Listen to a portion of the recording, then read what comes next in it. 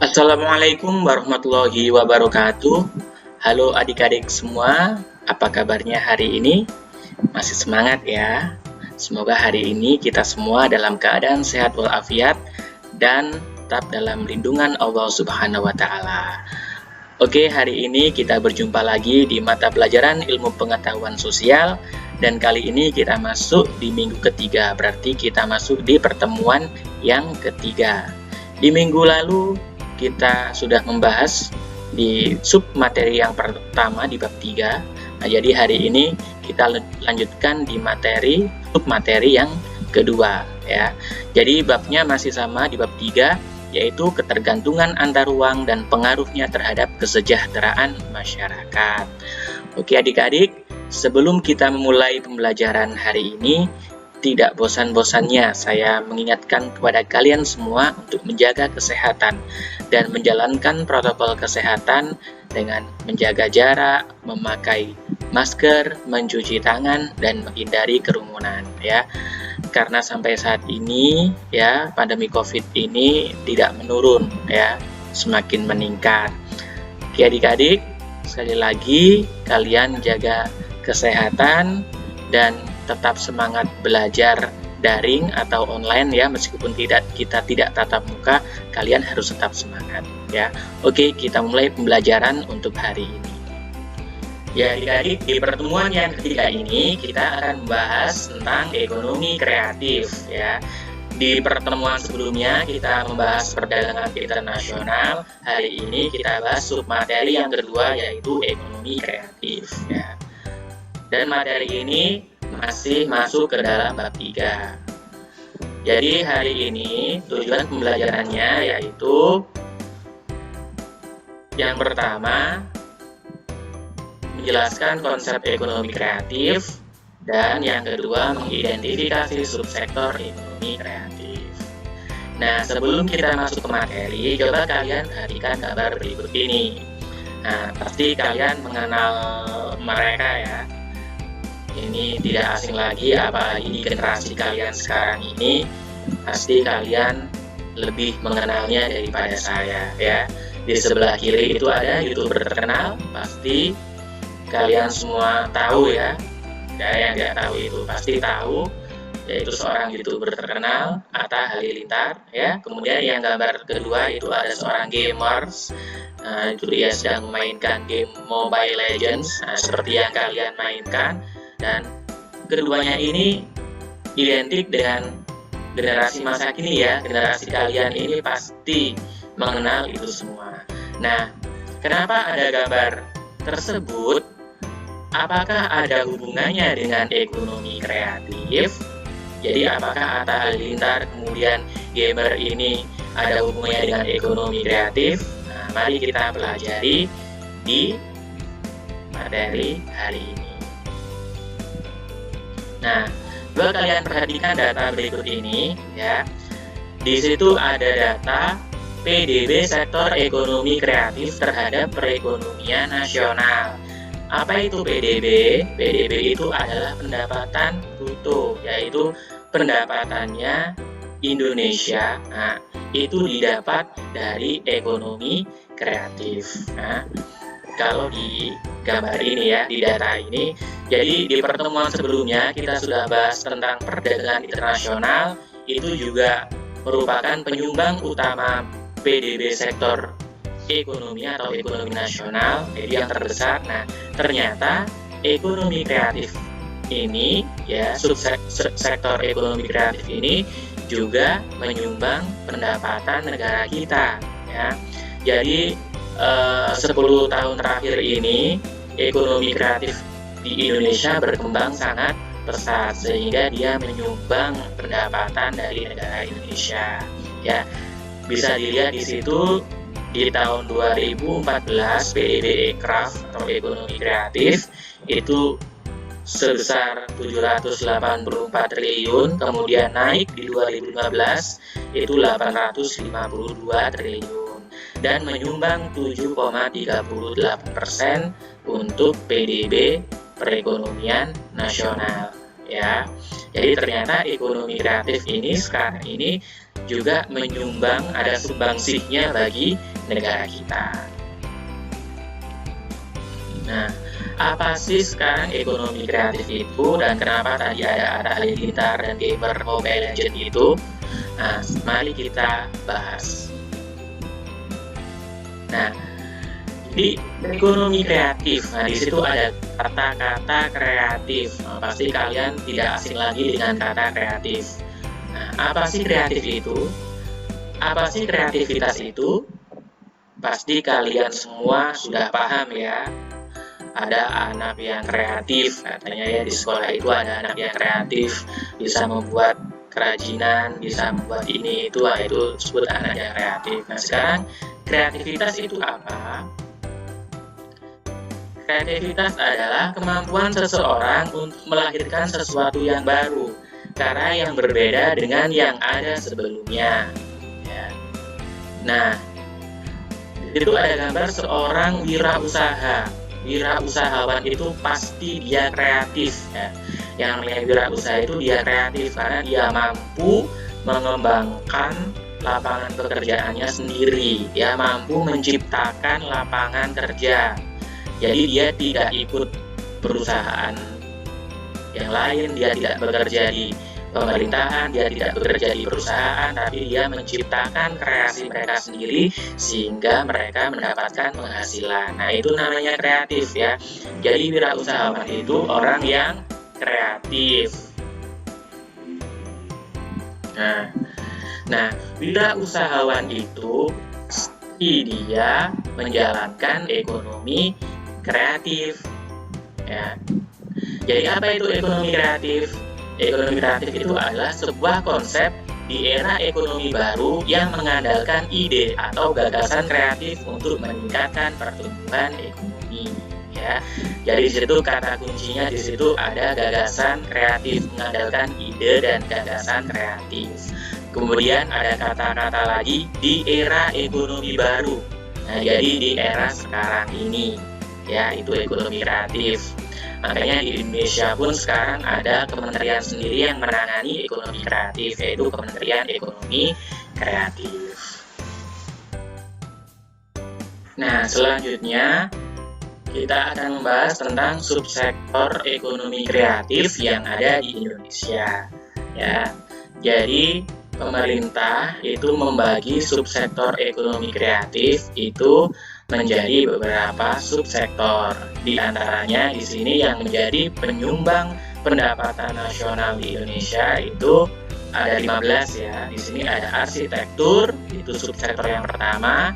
Kemudian ada periklanan, kemudian ada fashion, ada film, video dan fotografi, kemudian kerajinan, kuliner, musik, penerbitan atau percetakan, seni pertunjukan, permainan, riset dan pengembangan, pasar barang seni, desain, komputer dan software, TV, radio, atau broadcasting. Jadi itu merupakan subsektor ekonomi kreatif yang ada di Indonesia, ada 15 ya. Nah, ini kita akan bahas satu persatu. Nah, yang pertama itu ada periklanan atau advertising. Nah, coba kalian lihat di gambar tersebut. Nah, jadi kalian pasti tidak asing lagi dengan yang namanya iklan ya. Kalau kalian lihat TV, nah itu pasti ada iklan. Misal kalian lihat sinetron, kemudian tengah-tengahnya ada iklan ya.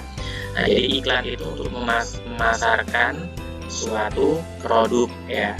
Nah, di gambar tersebut itu sudah ada contoh periklanan yang modern ya. Nah, jadi itu di gedung-gedung tinggi itu terdapat layar-layar besar yang berisi tentang iklan. Nah, ini ada di negara-negara maju ya, Indonesia masih belum ada. Nah, periklanan ini berkaitan dengan jasa periklanan, yakni komunikasi satu arah dengan menggunakan media tertentu. Nah, periklanan sekarang sudah berkembang pesat ya, tidak hanya lewat televisi, jadi bisa ada seperti di gambar tersebut. Kemudian sekarang iklan sudah banyak lewat internet, lewat media sosial, Facebook, Instagram, YouTube, dan sebagainya. Kemudian yang kedua, subsektor yang kedua itu ada arsitektur. Nah, di situ ada gambar ya mengenai arsitektur. Di kegiatan ini berkaitan dengan desain bangunan secara menyeluruh. Nah, misalnya arsitektur bangunan, kemudian tempat umum ya, misalnya puskesmas, sekolah, gedung, kemudian ada taman, itu juga perlu arsitektur. Kemudian perencanaan kota, konservasi bangunan warisan sejarah. Kemudian yang ketiga itu ada pasar barang seni. Nah, kegiatan ini berkaitan dengan perdagangan barang-barang asli, unik, dan langka, serta memiliki nilai estetika seni dan sejarah yang tinggi. Jadi harus ada ya pasar seni, jadi isinya itu barang-barang hasil kerajinan masyarakat. Nah, di Indonesia contohnya yang terkenal pasar barang seni itu ada di Bali, ya, ada di Provinsi Bali itu ada pasar Sukawati itu dia khusus menjajakan hasil-hasil kesenian ya. Kemudian yang keempat itu ada craft atau kerajinan.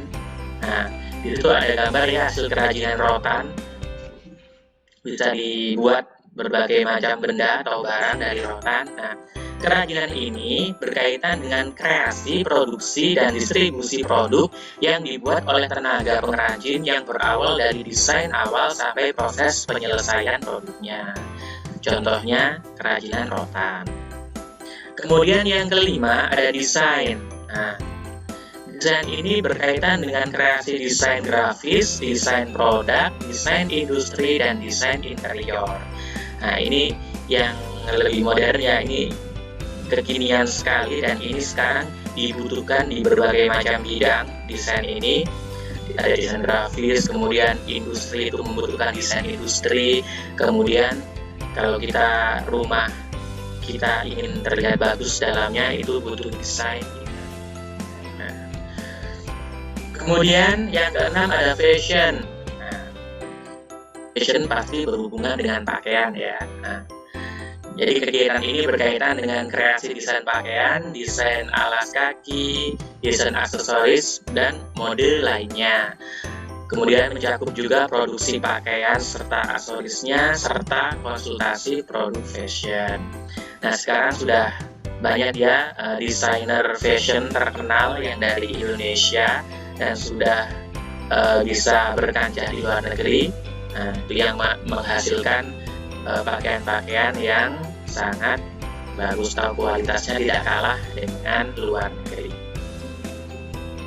Nah, yang ketujuh, ada video, film, dan fotografi.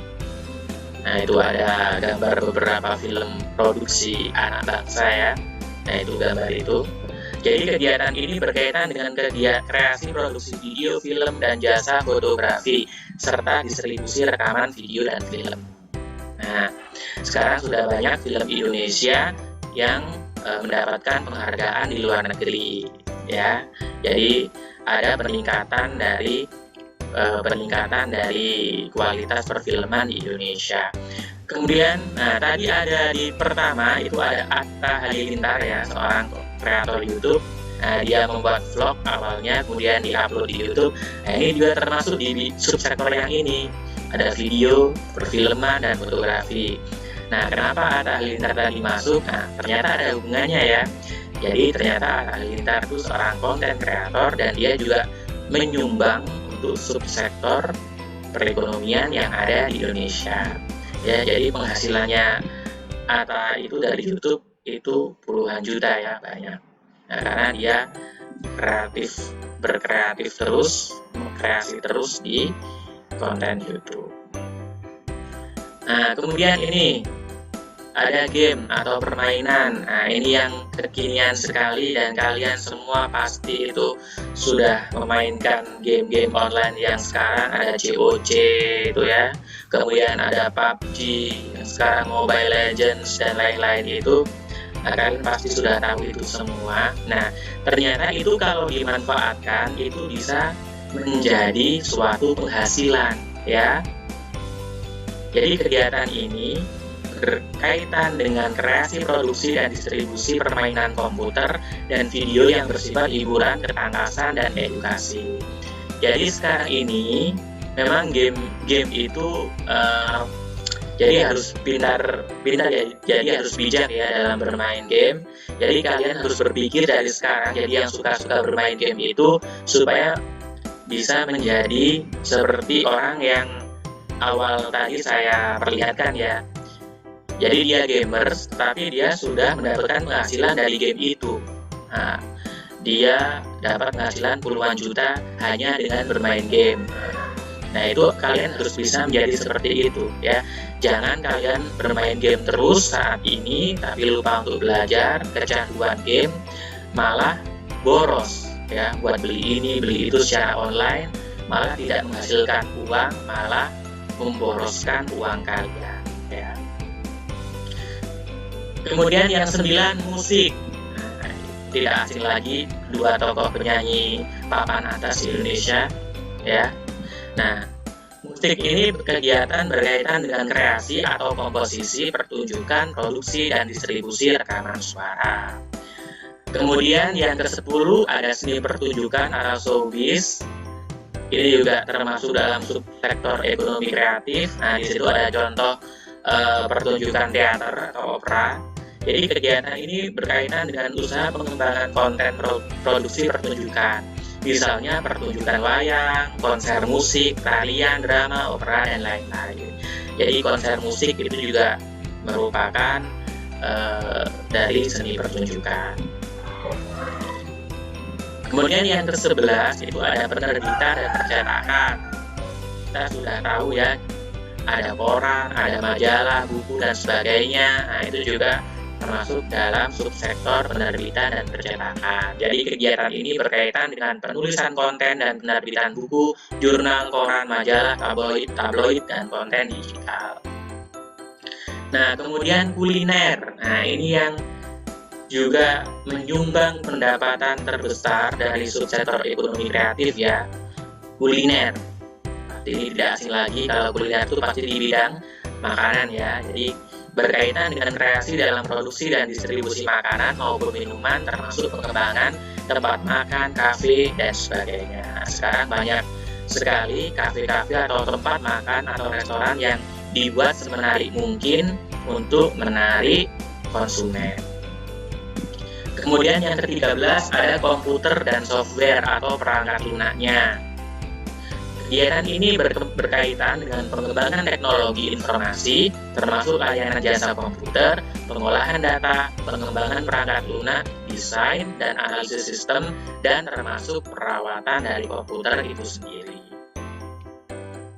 Yang ke-14 ada televisi dan radio. Nah, ini biasanya berkaitan dengan broadcasting. Nah, itu ada gambar lagi siaran berita ya di sebuah televisi. Jadi kegiatan ini berkaitan dengan usaha kreasi, produksi, dan pengemasan acara TV dan radio dan penyiaran. Nah, kalau di TV biasa ada siaran berita, ada acara musik, film, ada sinetron. Nah, itu termasuk dalam subsektor televisi dan radio. Dan yang terakhir ada riset dan pengembangan. Kegiatan ini berkaitan dengan usaha inovatif yang menawarkan penemuan ilmu dan teknologi serta mengambil manfaat terapan dari teknologi tersebut. Nah, ini biasanya berupa riset ya, penelitian, kemudian mungkin membuat vaksin. Karena ini pandemi COVID-19, mungkin Indonesia bisa mengembangkan sebuah vaksin COVID-19. Nah, selanjutnya, Indonesia itu untuk memperkenalkan produk di daerah masing-masing, biasanya supaya produknya itu bisa dapat terkenal, sebagai promosi juga, promosi wisata juga. Itu biasanya setiap daerah di Indonesia mempunyai acara tahunan ya, kegiatan kreatif tahunan. Biasanya di setiap daerah itu ada. Nah, contohnya di sini yang pertama ada Festival Braga di Bandung. Jadi di situ ada festivalnya, di sana ada musik, kemudian kesenian, hasil-hasil produk UMKM dan sebagainya. Kemudian, nah ini di Jakarta ada Pekan Raya Jakarta, ini setiap tahun sekali ya di hari ulang tahunnya Jakarta. Ini juga menyumbang pendapatan sangat besar untuk Jakarta, ya, jadi acara Pekan Raya Jakarta ini. Kemudian yang ketiga ada Solo Batik Karnaval. Nah, jadi ada karnaval memperkenalkan batik, memakai baju batik di Solo. Kemudian ada festival kesenian di Yogyakarta. Nah, kemudian ada Jember Fashion Carnaval. Nah, ini yang juga sangat mendunia, ya. Jadi setiap tahun itu diadakan acara Jember Fashion Carnaval. Kemudian ada Bali Fashion Week. Kemudian ada Festival Musik Palembang. Nah, kalau di Gorontalo sendiri itu ada Festival Karawo, ya. Pasti kalian ini sudah tidak asing lagi. Jadi setiap tahun itu di kota ada Festival Karawo, jadi fashion dengan peragaan busana dengan berbagai macam jenis karawo atau karawang.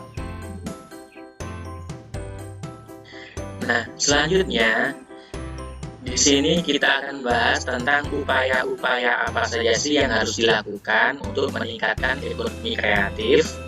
Nah, yang pertama, menyiapkan insentif untuk memacu pertumbuhan berbasis budaya, meliputi perlindungan produk budaya, kemudahan peroleh dana, hingga promosi. Jadi, untuk meningkatkan ekonomi kreatif ini harus ada peran dari pemerintah dan masyarakat, ya. Jadi, kerjasama antara kedua sektor itu, ada pemerintah, masyarakat, dan swasta.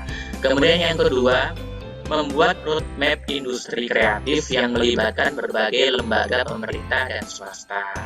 Kemudian yang ketiga, membuat program komprehensif untuk menggerakkan industri kreatif melalui pendidikan, pengembangan sumber daya manusia, desain, mutu, dan pengembangan pasar. Selanjutnya, memberikan perlindungan hukum dan insentif bagi karya industri kreatif.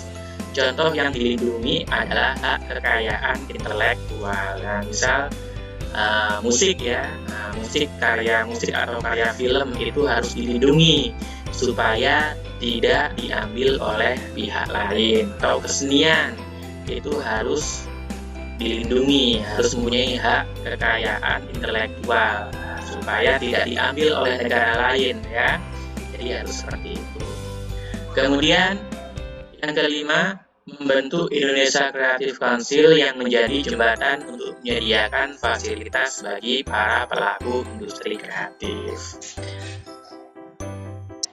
Nah, coba kalian lihat di sini ada data, ya, ada data dari Kementerian PPN atau Bappenas pada tahun 2016. Di sini ada data kontribusi PDB per subsektor ekonomi kreatif ini terhadap perekonomian yang ada di Indonesia, ya. Jadi di sini ada beberapa subsektor. Nah, kalian lihat ternyata yang warna biru itu merupakan penyumbang terbesar, 41,40% itu dari subsektor kuliner. Nah, ternyata di bidang makanan ini menjadi andalan Indonesia di ekonomi kreatif, ya. Nah, karena sekarang sudah berbagai makanan itu dibentuk dikemas secara modern, kemudian bisa dipesan secara online. Nah, ini juga ternyata menyumbang PDB yang paling besar di sektor kuliner, ya. Kemudian yang kedua, ternyata di bidang fashion atau pakaian. Nah, karena pakaian-pakaian Indonesia sekarang, hasil produk Indonesia sudah bisa bersaing dengan internasional, ya, dengan negara lain sudah bisa bersaing. Dia menyumbang 18%. Kemudian yang ketiga ada kriya. Apa itu kriya? Kriya itu kerajinan, ya. Jadi produk-produk kerajinan tangan dari Indonesia itu menyumbang ketiga terbesar. Dia menyumbang 15,40% dari PDB di ekonomi kreatif, ya. Nah, untuk sekarang ini di situ ada sektor prioritas. Nah, jadi untuk sekarang ini yang menjadi perhatian pemerintah untuk dikembangkan lebih jauh lagi itu adalah di subsektor film, animasi, dan video, kemudian aplikasi, game, kemudian musik. Nah, karena ini karena sekarang teknologi semakin modern, media sosial juga semakin banyak, jadi bisa memanfaatkan media tersebut. untuk mengembangkan film, animasi, dan video. Ya, jadi kalian juga bisa ya, kalian juga bisa menjadi seperti Atta Halilintar, seperti Ria Ricis. Nah, itu ya. Dia awalnya cuma bikin video, tetapi karena dia kreatif membuat video itu, jadi ada video bermacam-macam, akhirnya apa, disukai oleh banyak orang, dan mereka dapat penghasilan dari mengupload video itu ya.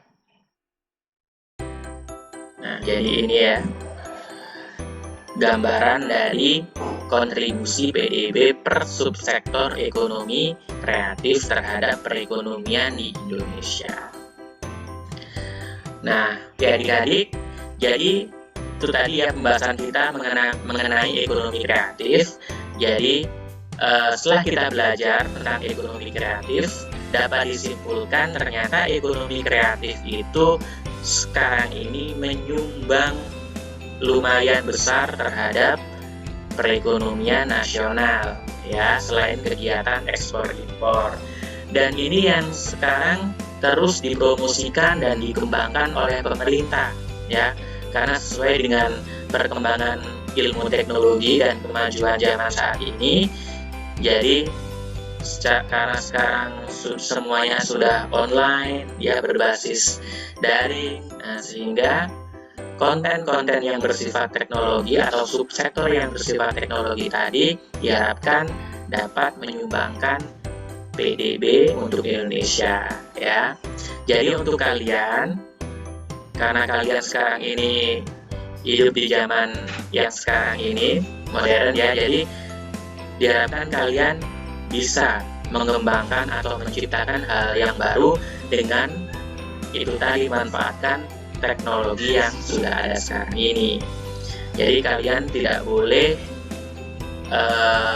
jadi dalam menggunakan teknologi itu kalian harus secara bijak ya, tidak boleh itu dibuat untuk hal-hal yang negatif ya, jangan ya.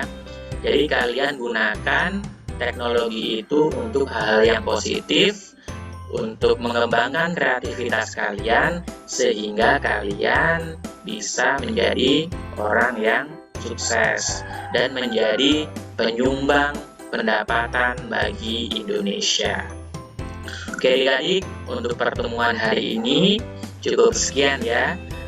Kemudian setelah melihat video ini kalian mengisi kuis ya. Jadi seperti biasa, seperti minggu lalu, jadi kalian mengerjakan kuis melalui Google Form dan linknya sudah saya bagikan melalui WhatsApp group.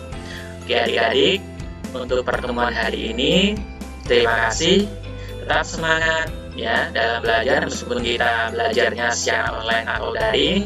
Tetap semangat, jangan malas. Kita ketemu lagi minggu depan di pertemuan selanjutnya. Terima kasih untuk hari ini. Sekian. Assalamualaikum warahmatullahi wabarakatuh.